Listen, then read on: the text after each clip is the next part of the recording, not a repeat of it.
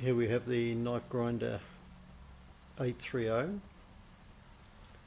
unit with clamping system, step clamps as per the LX 8.5 MVM, control panel, isolator switch on the left here. Machine is now activated.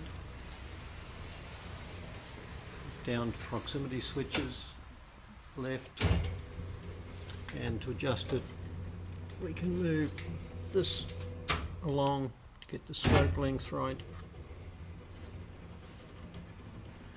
Down feed,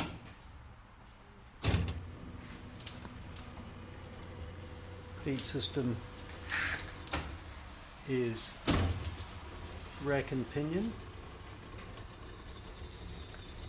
with standard motor. You could even fit on, if you so desired, a variable speed on it.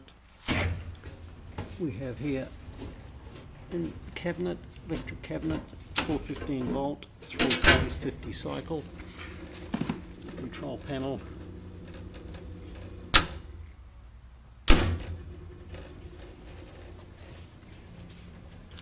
and on the front of the machine we have your coolant tank,